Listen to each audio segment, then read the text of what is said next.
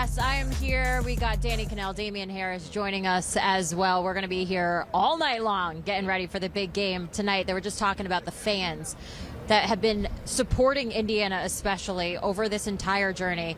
I mean, you looked, we were in Atlanta. We were in the thick of it. Unbelievable. I would say like 95% Hoosier fans out there. What do you expect the fan ratio to be like here tonight? So, Jenny, I live down here. You as well. I've noticed a lot of Miami support. Even driving in today, all the way from Boca and Fort Lauderdale, I saw a lot of Miami flags on 95 and the Turnpike making their way here. When we were walking in the parking lot, I saw some Miami fans throwing the bones. You know what throwing some bones is? They're playing some dominoes out there with some cervezas out there. So you know what else Never they were? say that again. Yeah. Hey, you know what else they were out there doing? Yeah. You can smell it in the air. We call that a little twin.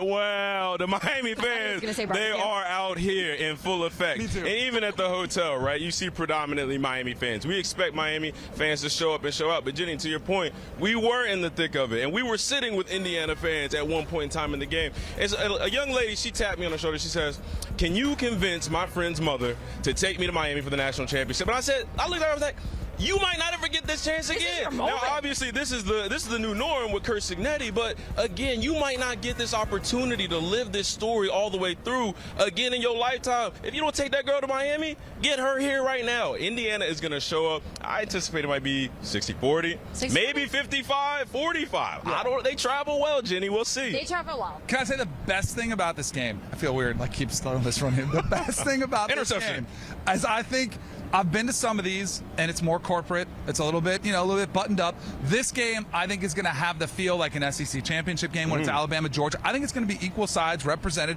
Both teams, I think, are going to have to deal with crowd noise, and I think it's going to be an unbelievable atmosphere. It's going to be so much fun. And you talk about just this is their moment. This is Indiana history in the making. You look at the record this year, trying to be 16-0 for the first time in history. You look at this team, though, and this is a hard question, and I know it's a delicate one, but where does this team rank in all the years of college football greats? The Indiana team? Yeah. Okay, here's one thing I'm noticing, and this is maybe one of the reasons why you'll get my pick later in the game, because I've heard this happen before, is this is the greatest team we've seen in college football playoff history. But guess what happens before they've even won the game? Like, all they got to do is show up. They might be in that conversation once it's all said and done. But for my money, like historically, I look at 2019 LSU. I look at 2001 Miami. I mean, I might be biased, but the 2013 Florida State team. I think those are all teams that, from an NFL perspective, and granted you've had the time to see guys what they go on and do in the NFL, but this Indiana team, if they get it done, they'll be in the conversation, but I still don't put them up there as an all-time great because of the regular season path along the way here. They didn't play that many top 25. You go look at 2019 LSU, it was like every other week they were playing a top 25 team. And that's the argument, right? Like, first of all, let's pump the brakes, because if it was a fifth, I'd be leaning where? To my left. And we're not even there yet. They haven't won the game. They're going to play a really good Miami team. Do you think they're just going to let Indiana walk up in here and just be so stoic and not give any pushback? You're wrong. But I'll say this. If Indiana has the opportunity to complete this, right, they win a national championship, we do have to compare the road. We do have to compare the players that they played against. We have to take all of this into consideration when we talk about the greatest team in the history of college football and the plethora thereof. So let's pump the brakes for a second. Let's let them control their destiny tonight. And then who's to say? If they go out and hang 56 points on Miami, then maybe we start having that conversation if you do that in the Miami Gardens. But for now, let's just wait to see how it plays out. I feel like you and I are going to have some fighting words today. I'm just throwing it out there. All right, let's break down these quarterbacks. We're going to start with the Heisman Trophy winner, Fernando Mendoza. He has just been absolutely insane this postseason. His efficiency has been top-notch, 8 passing touchdowns, only 5 incompletions. When you look at Mendoza's game, how impressed are you with what you're seeing? I mean, he's going to be the #1 overall pick for a reason, right, Jenny? He's close to flawless when he's out there. He doesn't make a lot of mistakes. The thing that was most impressive to me, we were in Indianapolis. We saw the hit that he took, and it was crazy. And I thought he was done, but he's tough. I think because he's so nice and goofy after the games, people are like, oh, he is tough as nails, but he's mobile. He can hurt you from inside the pocket, outside the pocket. He's got a command. He knows where to go with the football. He really is the total package. We were actually talking on the way here about his NFL projection. Where do you see him? I wouldn't hesitate at all if I was the Raiders to take him and say, that's the type of quarterback I want to build a franchise around. Yeah, because the kid is good. Let's talk about it. He is a great football player. The accuracy, the mobility, the toughness, those are all things that, Danny, you played the position, so you can look at those things and instantly tell he's going to have a successful future. For me, as a running back, it's like, what type of leadership does he have? What type of impact does he have on the guys that play around him? And he said, we're just a team of misfits, but a group of guys that banded together. We believe in the process. And I can tell you guys this, the formula, the foundation that Curt Cignetti is implementing, guess who's next in line? It's Fernando Mendoza. He's the Curt Cignetti in the locker room, on the field, in the huddle, in situations where he threw the pick six against Oregon. He had to be Curt Cignetti, calm, cool, and collected. And the impact that he has on his team, on his offense specifically, it just jumps off the chart to me. And that screams he's a guy that can have success at the next level. You talk to any players on that field, and they are all so impressed by his leadership abilities and just the star that he's become. And he's so humble, too, about it. You talk to him after any game, and the first thing he starts spouting out is every other player that helped him throughout that matchup. He's an incredible person, and I'm excited to see what he's capable of doing tonight. Another guy that I got to know pretty well back in the day, Carson Beck on the other sideline for Miami. His journey has been one of a roller coaster, up and down, but what he's been able to do for this Miami team this year has been so impressive, Danny. He had a lot of critics, of which I was one. Like, I came in this season, and I did not think Miami would get to this position because I thought Carson Beck would struggle. He was coming off a major surgery because he had struggled with turnovers. Leadership, I questioned because of what happened at Georgia, and I was like, well, how would Georgia let somebody go and come to Miami? So I had a lot of question marks. Then he has the 4 picks against Louisville. It's like, there you go. So even before the season, in the season, his whole entire career has been this roller coaster ride. But I will say it's one of my favorite stories because he's been able to endure. That shows me a real depth of character for him to be able to go through those ups and downs and hear all the critics and ignore it and to come back and put his team in this position. It's a phenomenal story. Yeah, and everything that you're saying about Carson Beck can be said for Mario Cristobal. When it's his coaching decisions, does he make the proper decisions in the most crucial moments? When is it time to be aggressive? When is it time to be more reserved? He hadn't been able to figure out that balance. And obviously, the Carson Beck experience, it wasn't working. We saw it against Louisville. We saw it against SMU. It just wasn't working. But the two of them, they figured it out. They've stuck together, and they feed off of each other's energy, right? There's something to be said about the fiery passion that Mario Cristobal has and the way that meshes with the fire and the passion that Carson Beck has with the tumultuous situation he's been in from Georgia to Miami. They found a perfect match, and now it's up to them to execute. And again, like you said about Carson Beck, what a impressive story this would be for Mario Cristobal if he could get it done tonight. Absolutely. You think about this Miami program, too, and you look around here, it's pretty chill right now. We got some time before the game starts, but this sideline is going to be filled with stars. That's one thing about the U. They come out in full force. What do you think the vibe is going to be like down here on the field? Well, I know what it's going to be from one Michael Irvin, right? I mean, Michael Irvin, we know where he's going to be. I can say this with authority. They've had to turn away greats. Because there's only but that's how many greats there are at the University of Miami. We're talking all-time great players that we're told, sorry, we can't get you a field pass. So it's going to be the elite of the elite, but it is a brotherhood that both of us share at our schools, but it is unique. Miami's had a little bit more tradition, especially being that they train down here and they work out down here. So I do think that makes it even a little bit more unique because they've trained at the facility, same where these players do. And let Mally Cat break a play on the first drive. I'm gonna keep it short and sweet. It's gonna be loose as a goose over here. You hear me? With all these Miami legends, with all the 305, it's gonna be loose as a goose, Jenny Dell. Don't get them started. It's gonna be wild in here tonight. You can already start feeling the energy coming out. All right, so we've talked about some of the stars, the QBs, but maybe let's give the folks at home a player to watch that they might not be so familiar with. I kind of went with maybe somebody obvious, who is somebody that everybody's going to know. Mark Fletcher, the running back for Miami. He's not off the radar, but I think he's been the MVP player of this Miami team, whether it was in College Station, whether it was against Ohio State, whether it was Ole Miss. He's really how their offense goes. They want to control the time of possession. They want to be physical.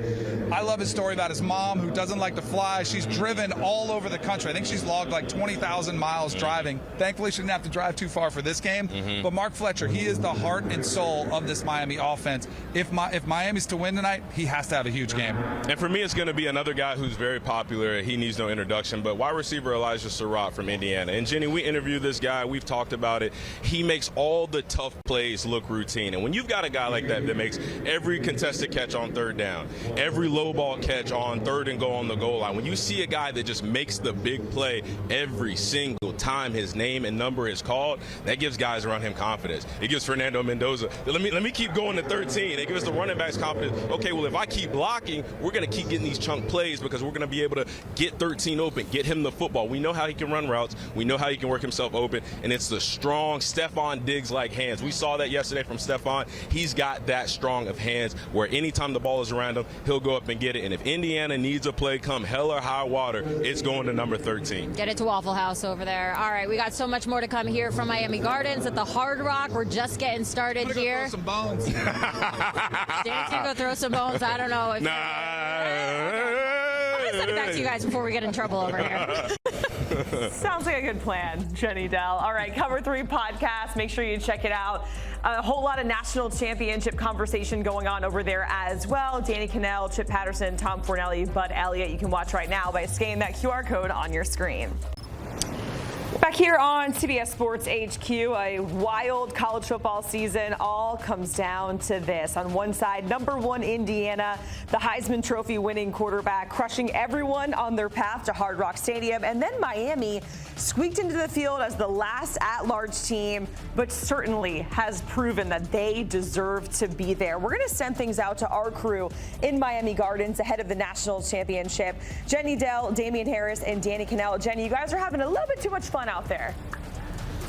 Oh, we are having way too much fun, and we're going to continue having more fun. That's for sure. I want to have a little bit of fun before we dive deep into this game. So you guys know that 10-year viral challenge that's been going on? Of course. Like, what were you doing back in 2016? Of course. Well, we got some footage of what Damien Harris was doing 10 years ago in 2016. Yeah, that's his first national championship appearance with the Alabama Crimson Tide, getting it done over there. What do you remember most from that whole experience? To be honest with you, I remember the lights. I remember the confetti. I remember the fans. I remember the elements and the environment of the game that makes it so special, that gives you those goosebumps. The national anthem before the game, Danny, it'll bring a tear to your eye.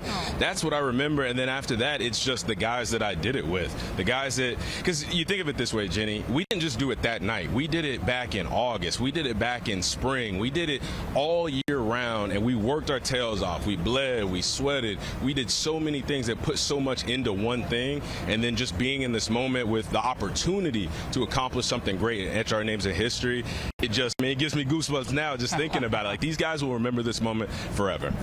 Think about what they're going through right now, and it's a late kick, right? We're going 7:30, 7:50 tonight, so they have all day to process this. Danny, as a player getting ready for these big matchups, what's going through your mind right now? I don't know about you, but I was trying to get my mind off the game. Like, all the work had already been done. You'd already game planned. You'd already watched all your film. You'd have, like, your pregame meal, your breakfast together, maybe a little walkthrough, and then I was trying to nap. You know, I just want to go Nap like the whole forget time. about it, sleep, maybe watch a movie. And I would not want to watch any networks. I didn't even want to see them talking about the game. I just wanted to do whatever it could to make the day go by as fast as possible. Because if you start thinking about it, your mind starts racing and you start going, oh my, you're thinking about the magnitude of the event. You want to try to make it feel as normal as possible, even though it's impossible because this is the biggest stage of the game.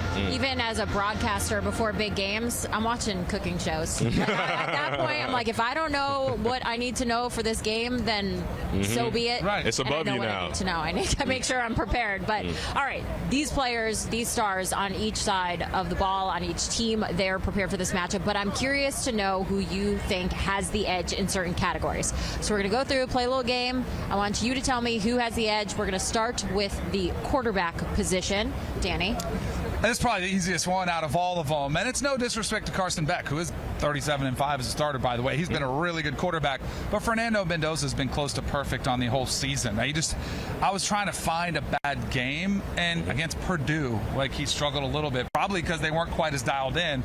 Other than that, anytime this team has needed a play, a drive, a speech in the huddle. He's been there for him. So I think it's pretty clear Fernando Mendoza gets the edge. And I don't think that numbers tell the entire story, but numbers do not lie at the same time. And although Carson Beck has the edge in terms of total passing yards, Mendoza leads in touchdowns, touchdown to interception ratio, completion percentage, total QBR, all the other stats basically that do paint a pretty good picture of who has the edge in this quarterback matchup. So I would have to go with Fernando Mendoza. He won the Heisman for a reason. That is for sure. Okay, running back position, Damien. I love Mark Fletcher Jr., man. He's big, he's physical, he's been the X factor of this Miami team. But what I will say is there's strength in numbers. And although Mark Fletcher is a great running back and he's going to be an X factor tonight, Indiana, they've got two of them. And they've got two that can just get the tough yards, can run the ball when they don't have to ask the defense for permission. And I can always tell how good running backs are when they can close the game out in 4-minute situations. And that's exactly what they've got in Black and Hemby. And that's the thing. No matter who you put in there, the production does not drop. The consistent level of play stays up here. They're both tough. They're both physical, hard to bring down, and they both do a great job in the passing game, picking up protections for Fernando Mendoza and then allowing guys like Elijah Surratt to get open. It's not fair. He gets two. I only got one. But if it is one, like if you pinned it, Jenny, and you said one guy. Yes, if you made it one-on-one. I'm going with Mark Fletcher. Mark Fletcher Jr. to me. How many times, you mentioned 4-minute drill, how many times short yardage situations, 3rd and 2, 4th and 2, 4th and 1, have you seen the Canes give the ball to Mark Fletcher? He doesn't get just one. He's carrying, and then the offensive line gets behind him, and they carry the pile like 5, 6, 7 yards, and the whole Miami team gets invigorated by that. I'm going to go with Mark Fletcher Jr., but it is tough because they do have two. Yeah, they got two of them. They do. And the question is, who has the edge at position? So it's positional group. It's not just who has the edge when it comes to a player. You, Jenny Dell. I got you. Okay, receivers, Danny.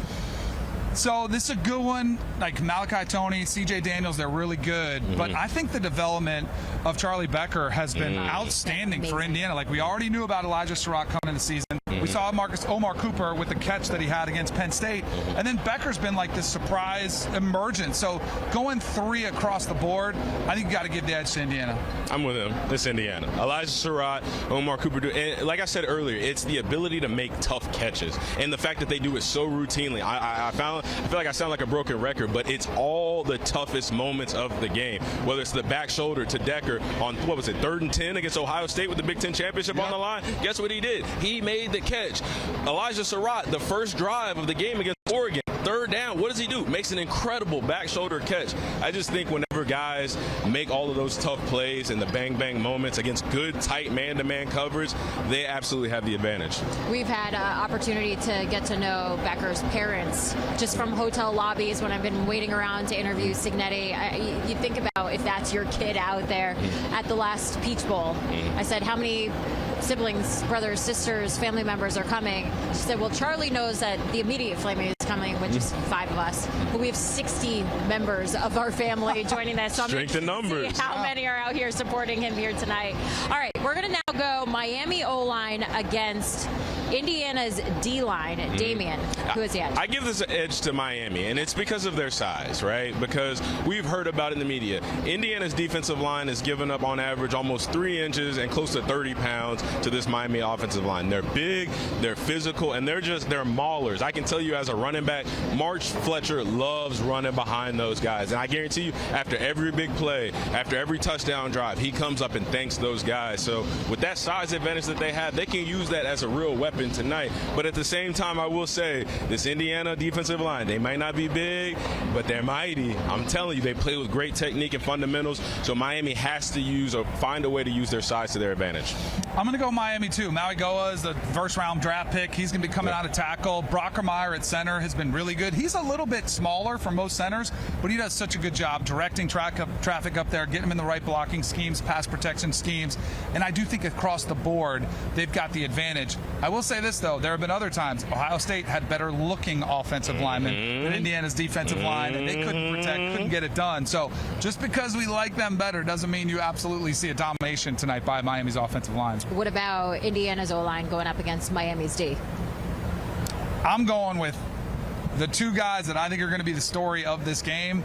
I'm going to go Miami's defensive line. Ruben Bain and Akeem Mesidor. I talked to Jason Taylor, who coaches them. What a luxury to be coached by a guy with a gold jacket.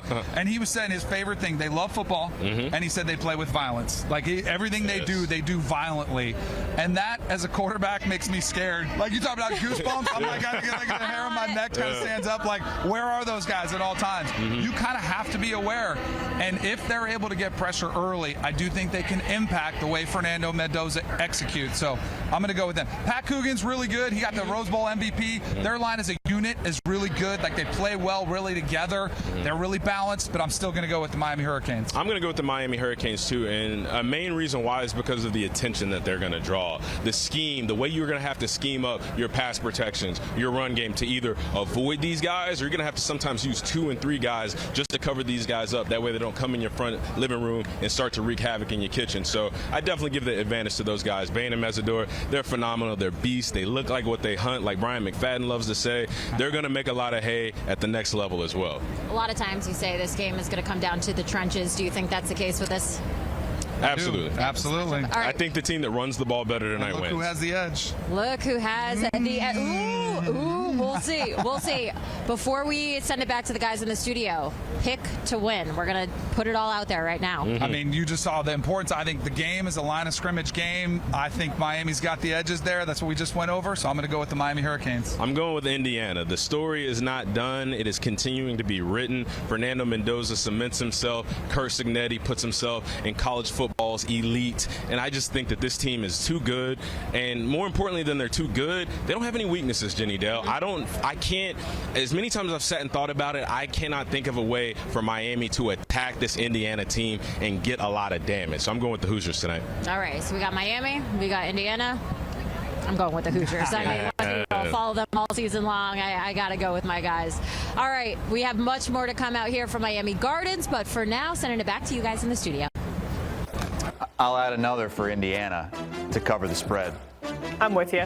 I'll just pile on. Yeah, Why not? I mean, look, the last 7 title games have all been decided by double digits. Don't have to overthink it. Indiana -7.5 is the play, but much more from Hard Rock Stadium coming up throughout this afternoon and early evening from our great crew out there ready to cover Indiana against Miami.